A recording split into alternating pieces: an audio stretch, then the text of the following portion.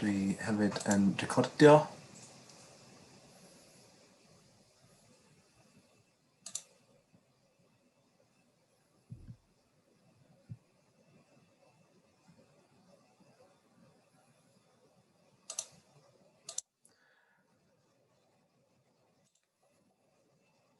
Bore da, good morning and welcome to this launch event for our assurance report for 2019-20.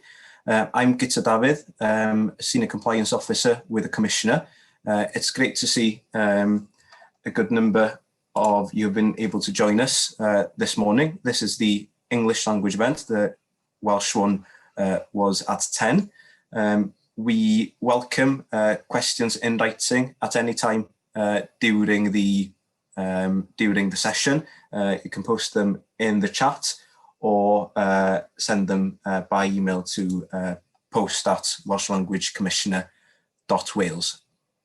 The event is being streamed live on YouTube, and we're also recording it to publish later on, so people can catch up if they're not able to join this morning. But without any further ado, I'll pass you to the Commissioner, who will start with his findings. Bore da, a croeso cynnes iawn I bawb.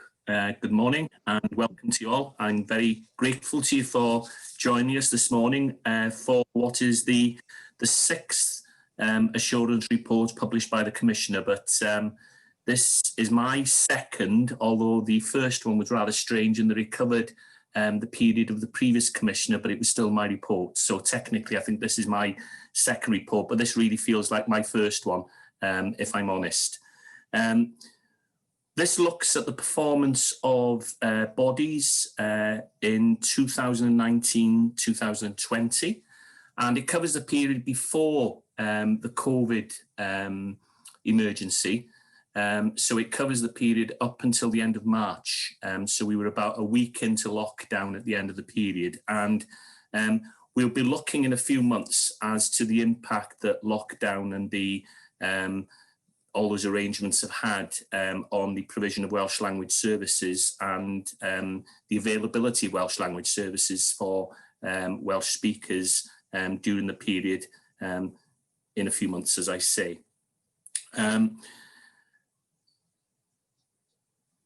The headline is that the performance overall is still improving, but I think I would like to draw your attention to some issues which we've flagged in the report, because I think there is a danger. I don't want to, I was saying in the Welsh language version, those who know me, there is a danger that I'm always a half cup empty person. So I don't want to give the impression that there isn't progress, but I think it's necessary for us to actually acknowledge some things which are a cause of concern, if we're honest. The overall picture is that there is still 4 years after the introduction of standards to some bodies, there's still not full compliance. And I think that by now, 4 years in, we would be expecting to see that basic services should be available in both languages by now. And I'm anxious that we move to a situation where less concentration of our resources is placed on issues such as signage and email responses, that we can actually free up resources, that we actually look at more strategic issues to a large extent, including the assessment of the impact of policies on the Welsh language and issues such as the ability of staff to actually undertake part of their work or the whole of their work in Welsh. The title of the report indicates that there is also a danger that the gap is widening between those organisations that have proper control over compliance and those perhaps where the arrangements aren't as strong as they should be. And I have to say, there are some sectors which cause us greater concern than others. So you will see in some of the stats that Gito will go through in a few moments, for example, that the situation within the health sector and in those organisations that are still working under Welsh language plans rather than the standards, that there's also a risk that the gap is widening there. Although I have to acknowledge as well, of course, that the health sector in particular is somewhat younger and not as far along the journey as perhaps, say, the Welsh Government and local authorities. More worryingly, although the overall picture is one of improvement, there are specific services where either we're static or whether the situation has deteriorated over the last 12 months. And it's noticeable, I think, that those services are concentrated in areas where there is need for face-to-face contact. So reception services and services over the phone in particular, you will note from the report that there is a need for improvements. And I would say that that is indicative of a situation where within some organisations, there is a need to increase capacity of Welsh-speaking staff. So what do we want to see as a result of this report? Well, I want to make the point, first of all, that our organisation with 40 or so members of staff is not in a position to actually enforce compliance within each and every organisation that's subject to the standards. So there is a degree of self-awareness that's needed as far as your situation currently is concerned. And there's also a need for you to self-regulate to a certain extent. So I do want to see in future perhaps more robust arrangements internally for compliance. It's noticeable that where one officer or where a small team of officers has responsibility for compliance, that the situation generally is better within those organisations. I also have to say that where there is strong strategic leadership within bodies, that also is an indicator that perhaps the progress is greater than we see elsewhere. And what we will be doing over the course of the next 12 months is ensuring that in those instances where we have to investigate non-compliance with standards and have to, at the end of inquiries, put down enforcement measures that we require, we will ensure that we monitor those effectively, because what I want to avoid is that we learn from inquiries together, that we ensure that we both know how we will actually go about tackling some of the non-compliance, so that we don't have to reinvestigate similar situations again and again. The two other issues that I would like to draw your attention to is the need to actually promote the availability of Welsh language services. There is perhaps scope in some situations to ensure that Welsh is the natural option that's taken, and also to raise awareness of the availability of Welsh language services. I've come across many instances during lockdown personally, mainly with organisations who were under Welsh language plans, but where there is almost a reluctance to make people aware of the availability of Welsh language services in case there's an increase in demand, which then cannot be accommodated. And thirdly, I think we need to actually ensure that organisations understand not only the level of demand, but the capacity of each and every organisation to actually cope with that demand, so that there's an understanding of the current Welsh language skills of your staff, the that there's proper planning with regard to workforce development, so that we can move to a situation where you are capable of actually responding to the demand for Welsh language services. And in this regard, within the report, we do note that support that's been provided by the National Centre for Learning Welsh over recent years to enable certain sectors to enhance Welsh language skills with staff, and in some instances for Welsh-speaking staff themselves to obtain confidence in dealing with the public, that the courses that have been put to one side during lockdown, when provision has moved online, actually are reintroduced as early as possible. I want to move to a situation where, as a Commissioner's Office, we can almost take it for granted that those basic services, as I say, are available in Welsh, so that we can move then to having strategic discussions with you to ensure, as I say, that policy decisions take into account Welsh language assessment requirements. I would draw your attention to a recent case, a judicial review, which has reiterated our view at a judicial level that some of the assessments carried out within organisations with regard to the Welsh language are rather superficial and to a degree meaningless. So that you need as organisations to actually ensure that in making policy, you take account of how you raise usage of services through Welsh language, and whether or not you need to take steps in the remit of your own organisation to actually have a more positive effect on the Welsh language going forward. Lastly, I want to mention the 5-year plans as far as promotion are concerned.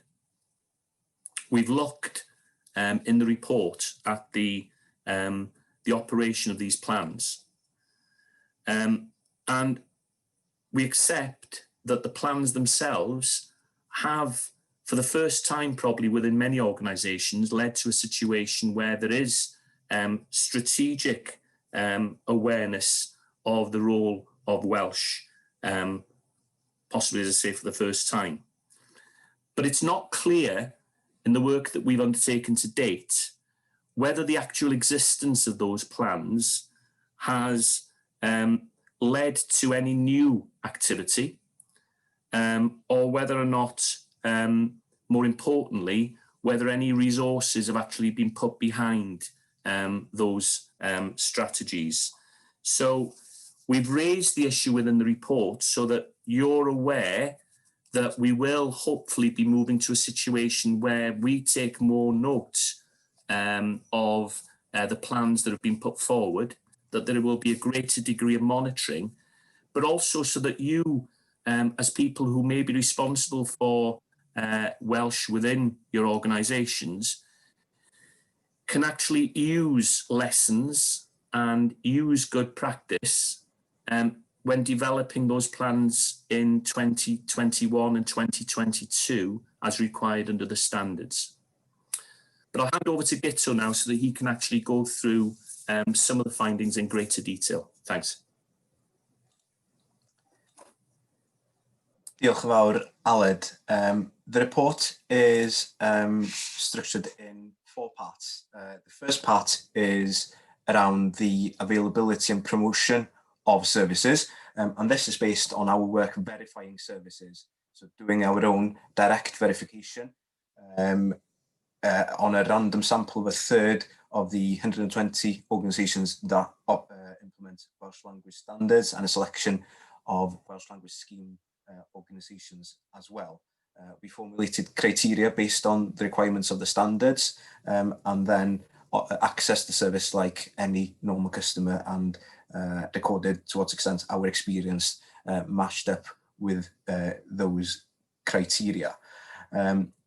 Then there are 3 sections that are about how organisations operate in order to improve services and improve compliance with other responsibilities as well. So compliance arrangements, the skills capacity, and then wider responsibilities to promote the Welsh language.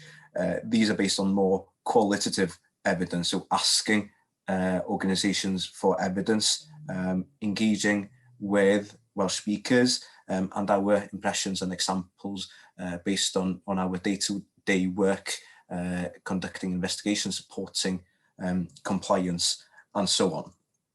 So we'll look to begin with at services where the service can be provided in Welsh once and for all by ensuring that text or a system is available in Welsh. And compliance is quite strong here, ranging upwards from 3/4 of the time the service being available.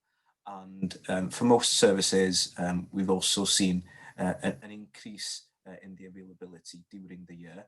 Of course, it's not exactly the same organisations that we verified last year, but the sample is large. Sample is composed in the same way, and the methodology is the same as well. The story is quite similar for services where text needs to be sent to a Welsh speaker to provide a response or to provide the service in Welsh, but there's no significant time pressure. And again, we're seeing increases here pretty much across the board. However, with the standards having been in place for a number of years now for some organisations, we're not seeing 100% compliance or 100% matching the criteria. So if the question is, are we going in the right direction? Yes, we are. If it's, are we there yet? It's no, not quite. The next slide shows services which are personal services, services where a member of staff needs to be in somewhere specific at a specific time to provide it. And the experiences here were a lot less dependable. About half of telephone calls were dealt with in Welsh, and under half of reception inquiries dealt with in Welsh, and no significant improvement, if at all, on last year. This table shows, based on the fact that we repeated our verification work, usually 3 times, but depending on the type of service. Because we checked it 3 times, we can see whether organisations met the criteria every time, sometimes, or not at all. There's a strong proportion of organisations, between around half and 3/4, that did meet the criteria every time for most services. But there's also a small core of organisations, between 5% and 20% for most services, who did not provide the service in Welsh any of the times that we checked it. So this is the gap that we're talking about in the title of the report. And of course, there are some organisations that did provide the service in Welsh once or twice, but not all the time. So where consistency ought to be improved. Looking then at the promotion of services, it's a mixed picture here, but for some of the requirements in the standards, so simple things like stating that the document is also available in Welsh, or stating that correspondence is available in Welsh, the simple matter of wearing a badge, for example, the compliance is low. Looking more widely at the report, there isn't general data about take-up of services, but there are examples, for example, by organisations like South Wales Police and the DVLA, where putting the service in place has led to quite significant increases in the take-up. We've seen Dŵr Cymru Welsh Water this year launching a campaign to increase the number of customers who use the Welsh language services to 25,000 by 2025. And there are numerous examples of organisations changing the design of services to increase use of the Welsh language. So making the Welsh language option more prominent on telephone calls, defaulting to Welsh on websites, identifying language preference and developing tone of voice and so on. As well as the examples in the report, we've published this week advice documents containing good practice for promoting services and also for identifying and sharing language choice. So I'd encourage you to look at those. In terms of service design, we conducted a study looking at meetings relating to wellbeing held by councils, often very sensitive sessions and high stakes in terms of their impact on people's well-being. Organisations assured us that they did have arrangements to ask people for their language preference and to act on any request to use Welsh.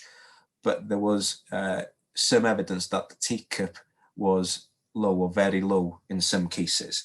Now, these are cases where expressing themselves through the medium of Welsh can make a real difference to somebody's well-being. So we're keen to see organisations being more proactive in terms of holding meetings in Welsh with Welsh speakers. Looking then at arrangements to ensure compliance, 87% of organisations had produced their Welsh language standards report.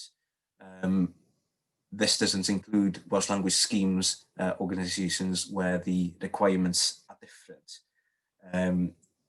We've published an advice document on annual reports as well. As I say, the compliance is quite high in terms of publishing the document, but then drilling down to the specific requirements, it gets lower then. So organisations need to pay more attention to the specific requirements. And then more widely looking at organisations' arrangements for overseeing compliance. Only 48% of organisations had provided a document setting out how they will monitor and promote their own services. Now, it's about more than publishing a document. It's about the organisations taking responsibility for performance and getting to grips with ensuring that services are available. We've published an advice document on oversight arrangement this week as well, and that document and the report includes quite useful examples of organisations verifying their own services, internalising Welsh language considerations into their internal performance management and risk arrangements, giving responsibility for the Welsh language to key individuals at strategic and operational level, and gathering feedback from the public and ensuring that the public feel confident in making complaints. As you can see, only 63% of organisations had published their complaints procedure as required. As the Commissioner mentioned, we've put an emphasis this year on ensuring that enforcement actions are put in place. And we've seen investigations and direct complaints from Welsh speakers to organisations, making a real difference in terms of improving Welsh language provision. Looking then at workforce capacity, it's essential to assess the need for Welsh language skills for every new and vacant post.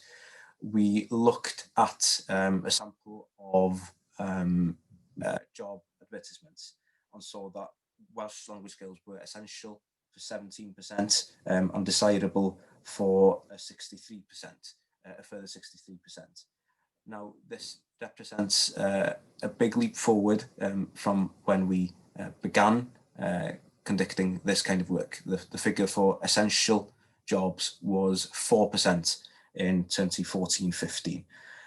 But since performance was poor on services where staff are needed, there is a large gap to close here. Looking then at organisations' data about Welsh language skills, almost all of the organisations that had published a report had included statistics on staff's Welsh language skills. And we know that organisations use their HR systems and other software to gather this evidence. There is some inconsistency in how organisations report on this, and there's no single system that's mandated to be used. The Commission recommends using CEFL levels or a model that can be matched to that, such as ALTI or curriculum levels. If organisations were to use such a model, it would be possible to have aggregated figures for Welsh speakers within the workforce in the public sector in Wales, and to compare the capacity of organisations with each other, something that's not currently possible. And as Aled mentioned as well, many organisations told us this year that their provision for enabling staff to learn Welsh had improved by taking up the Cymraeg Gwaith programme. Increased provision, better tailored provision as a result of that programme. So we're keen to see the programme being restored and developed. The report concludes with a section on promotion of the Welsh language, and the standards in particular contain a number of requirements that are about an organisation's wider impact on society, the economy and so on. It's required to assess every policy decision's effect on the Welsh language. We looked at organisations' policy-making records. The numbers or copies of assessments shared with our study was low for some organisations. So we were concerned in that cases that that not all decisions were being assessed. Most assessments did contain a number of questions about that did reflect the requirements of the standards, but the quality varied. Some were superficial and showed the lack of understanding maybe of how the way an organisation operates impacts the Welsh language. I draw specific attention to education. There were some significant investigations held this year, including one into the closure of a Welsh medium school that did not assess properly the impact on the Welsh language. And we've also done some work on the impact of changes to school transport on access to Welsh medium education. And lastly, we did a study on 5-year strategies, which councils and national park authorities are required to have. There were quite significant activities undertaken, mostly involving education, childcare, learning Welsh and so on, and partnership working. Some councils had considered how economy and planning policies can promote the Welsh language, but by no means all. 9 of the 14 organisations concerned reported that they hadn't allocated additional funding to implement the strategies, although they did spend current staff time on the implementation. So as the Commissioner has already said, it's key that the assessment of the strategies next year and in 2022 leads to new strategies that are effective in promoting the Welsh language locally and backed up with funding and staffing. And that's something that you can find advice documents on our website for as well. So that's the a whistle-stop tour of the contents of the report. I'd encourage you to read it and to read the advice document as well, and then to take action based on the findings. Thank you. Diolch, Guto. So I just want to end really by sort of explaining the next steps that we would like to take with your with yourselves.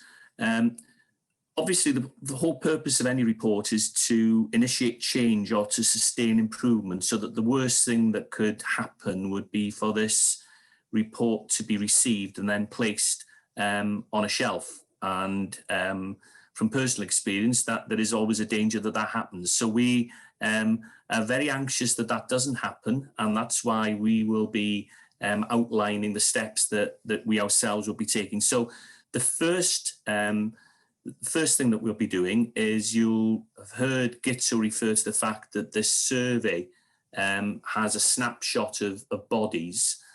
So we'll want to share the particular findings with each of those bodies in the first instance, in order to understand perhaps some of the challenges and the context in which perhaps performance is not as good as we might expect. To understand, once we know the situation, to understand what steps you as a body then will take to actually ensure that these problems are tackled, because we need to be on a path here of continuous improvement, particularly with regard to all the organisations that are subject to the standards. You'll be aware that the BBC this morning wanted me to place some of you on the bad step. That is now a way of working. We do want to actually discuss the situation with yourselves and come to some agreement with regard to how we move the whole scenario on. So it's not a case of name and shame as far as I'm concerned.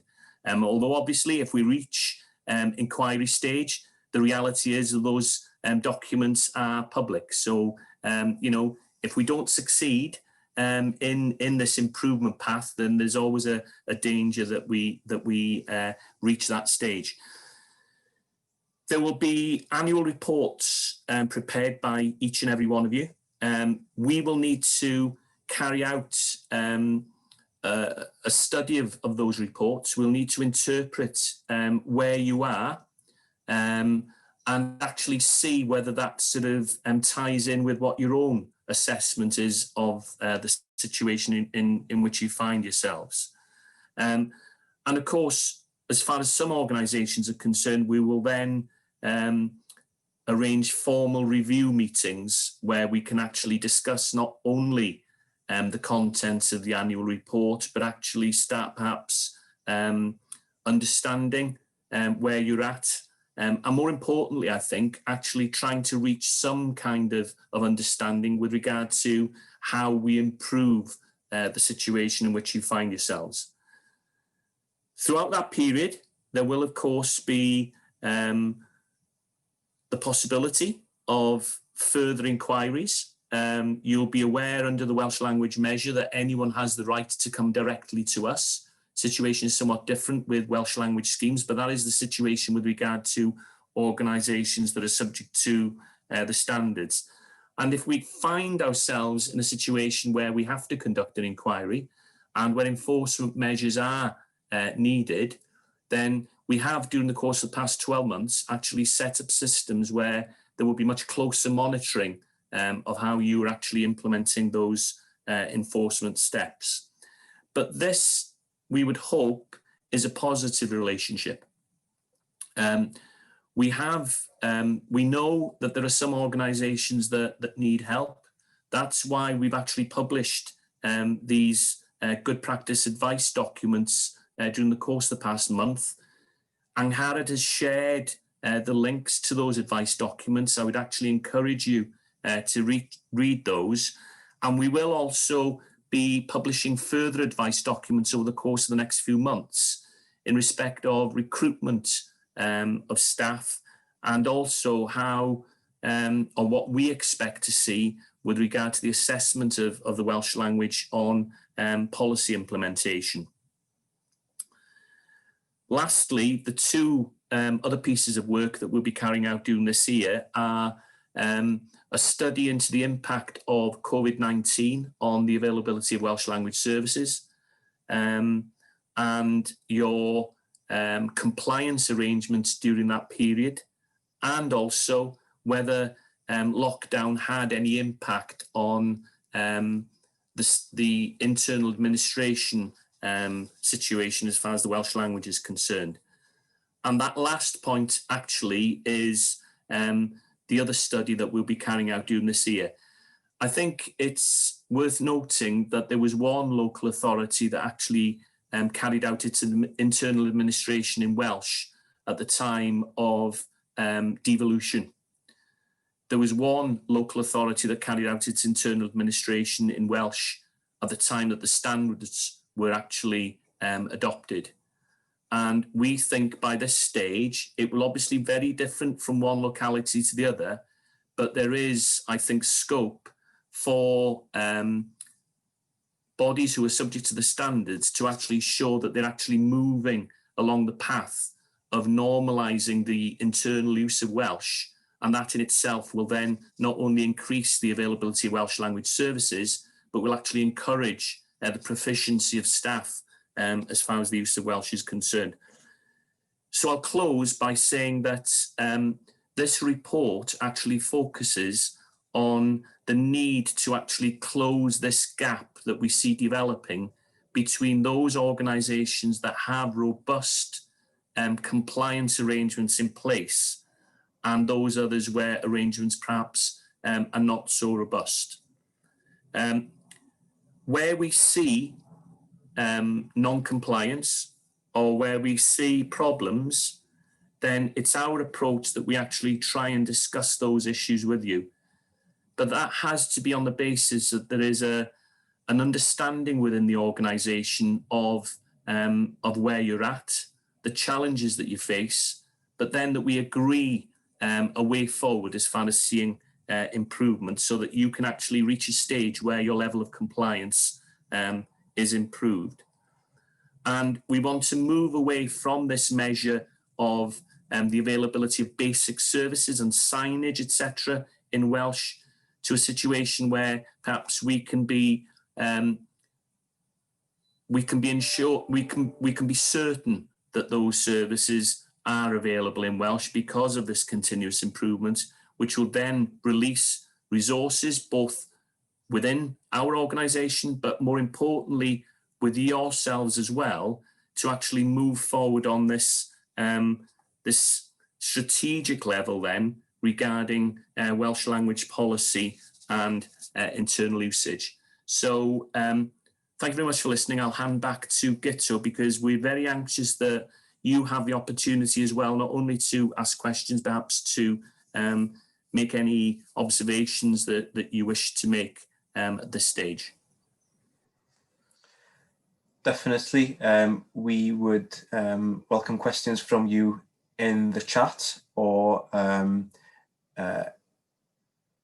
we can start perhaps by looking back at one of the questions that we received in the previous session, which was around the impact of COVID. Of course, we're going to be looking in more detail on the impact comprehensively, but there was a question about technology and how new ways of working during the pandemic can perhaps have lasting impacts on how we provide services, and how do we ensure that the Welsh language is given prominence and is not forgotten in that context. Yes, and I think, you know, very few of us thought that there would be the step change really in working practices and also in the use of technology over such a short period of time. And what's been interesting, although the Welsh Government actually lead on technology, we're obviously involved in those discussions. And, you know, if we hark back to March, for example, there wasn't even an awareness that simultaneous translation would be available during video meetings. And, you know, steps have been taken by very large organizations, sort of Microsoft, Zoom, to ensure that that now is the reality. And what I'm anxious to do is, in instances such as the ones that Gitu has referred to, where perhaps compliance currently is not great on things like sort of welfare assessments, you know, that we actually ensure that these new ways of working, perhaps if they do give us opportunities to actually improve the availability of services in Welsh, that we actually take account of those opportunities. I think it's also worth noting that there's obviously a need to ensure that services remain compliant during this period, but there's also been there have also been very positive signs with regard to not only the availability of Welsh language services, but the readiness of certain organisations to actually ensure that services are fully available in both languages, so that, you know, some of the public health situations where, you know, 10 years ago there would have been an expectation that none of those services were available in Welsh. The vast majority of those services have been available bilingually simultaneously. And in the same way that sort of, you know, there are services at a Gov UK level, which thankfully, due to the positive relationship we now have with organisations' responsibility for the rollout of Gov UK, where we can now build in that sort of that readiness as far as Welsh language services are concerned. But as we say in Welsh, nid da lle gellir gwell. It's not good where you can be better. So that's what we're anxious to secure. I haven't received any questions in this session yet. Another issue that was raised at the Welsh language session was workforce planning, and the point that was made that it's a slow ship to turn, and the question there was what steps can be taken to begin with, and what needs to be prioritised in order to get significant change going on workforce capacity. Okay, I think the first point I'd make is that we are very well aware that it's a sensitive issue, that we have to be aware of HR requirements, and we also have to be aware that you know, staff turnover in some organisations is relatively low, for example. The reality is within the public sector it may become even lower as a result of this crisis.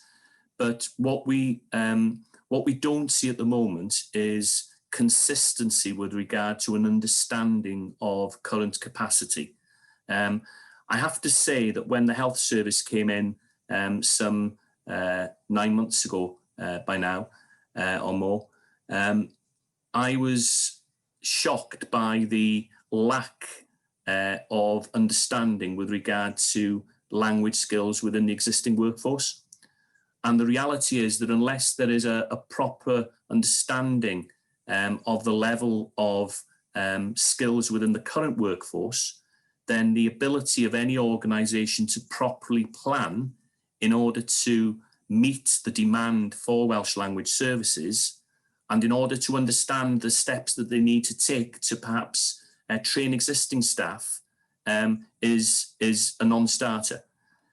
The reality is that in every organisation that I've worked in, that apart from the Welsh Language Commissioner's Office, there is probably a lack of understanding with regard to Welsh language skills. And I have to say as well, there is a reluctance amongst Welsh-speaking staff in some instances to actually volunteer you know, how fluent they are in Welsh, because they've been used to a situation where fluency in Welsh may mean that you have extra responsibilities placed upon you to translate, for example. So there is always, almost always, an understatement of the Welsh language skills of our existing staff. And what we're anxious to do is that we improve on that we actually understand your starting point, and that we can actually understand the steps that you think need to be taken in order to reach the place that you want to arrive. And obviously Gitso has already made the comments that as part of that retraining or upskilling of existing staff in language ability, that Cymraeg Gwaith, the scheme that has been put on one side in effect in the vast majority of instances anyway, during this this crisis, that is actually reinstated as quickly as possible. But there's no doubt that workforce planning is going to be critical as far as the rollout of further Welsh language services are concerned.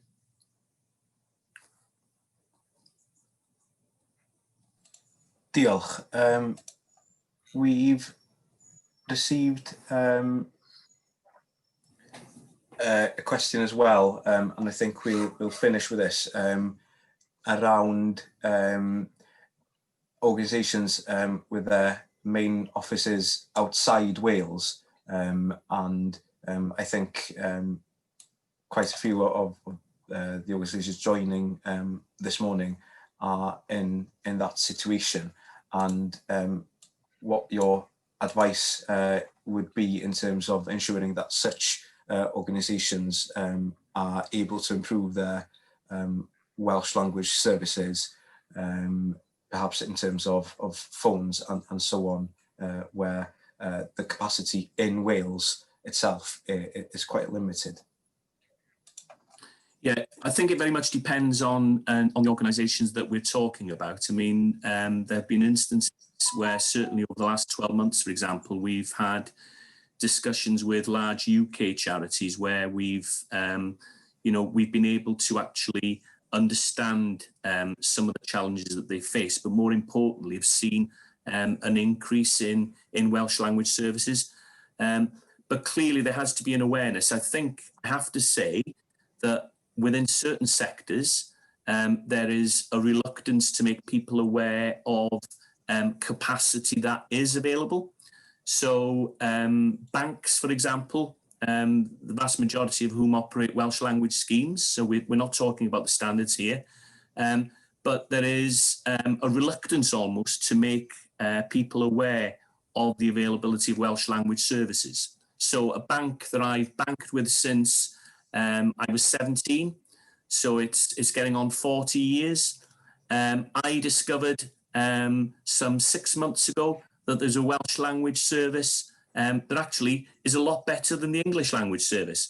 But if I try to find that number on the bank's website or within any of their branches, I would have a pretty difficult job to do.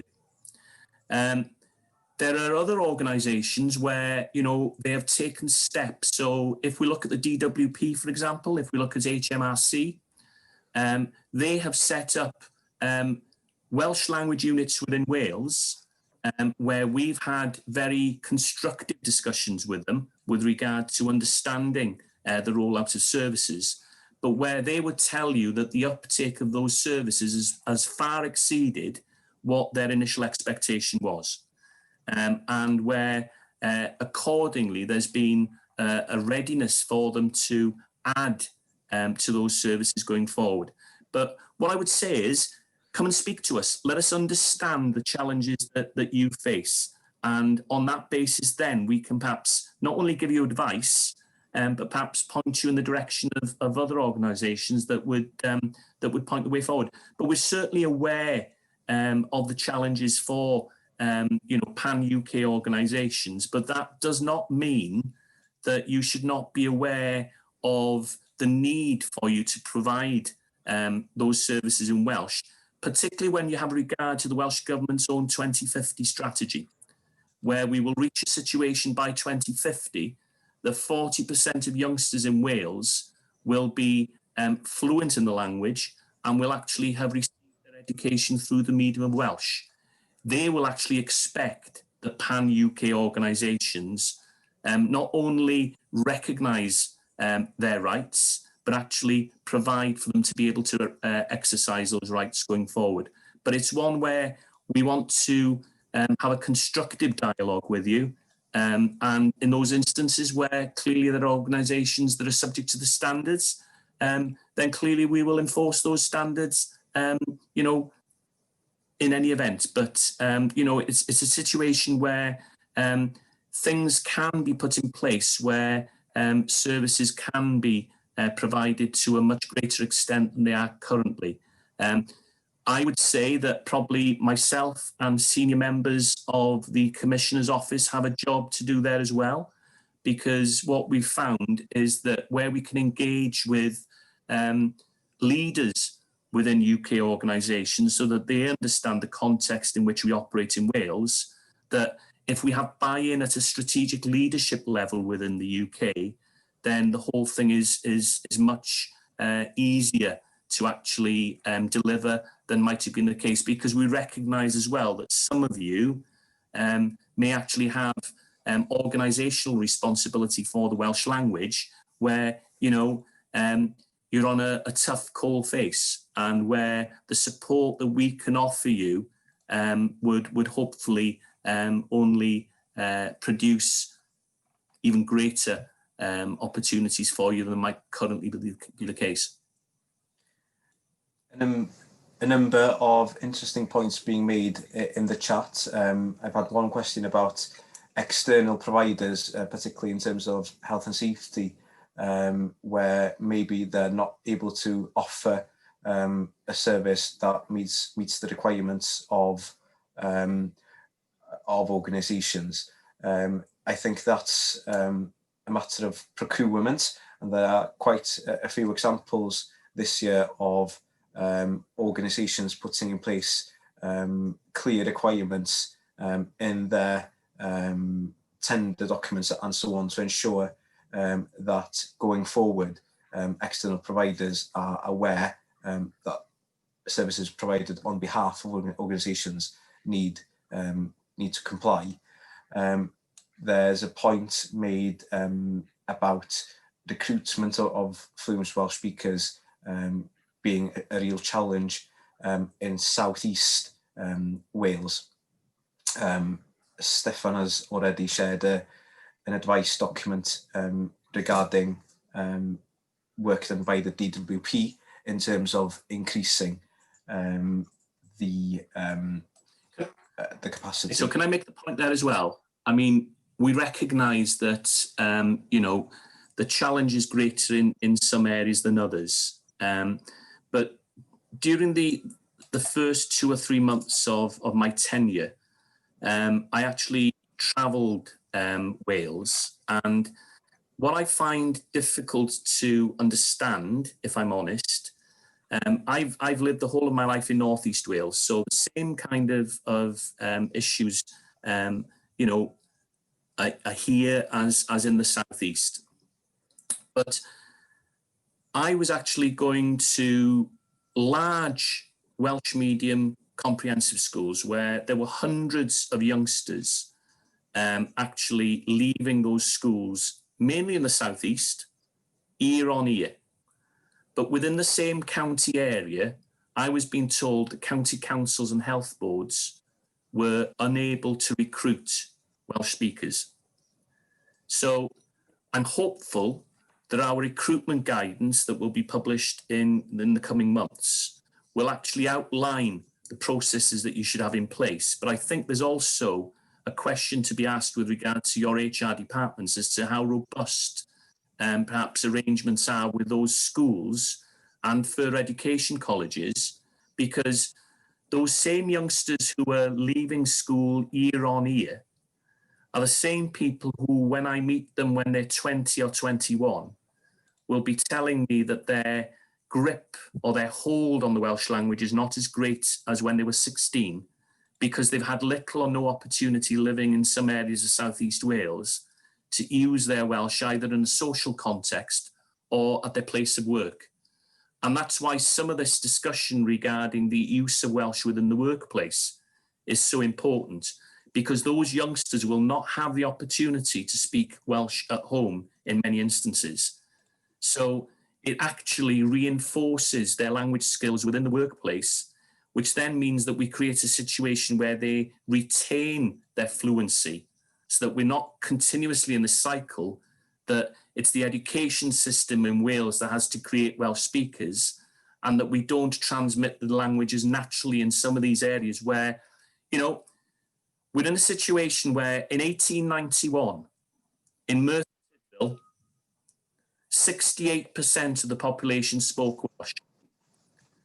There were 75,000 first language Welsh speakers in Merthyr Tydfil in 1891.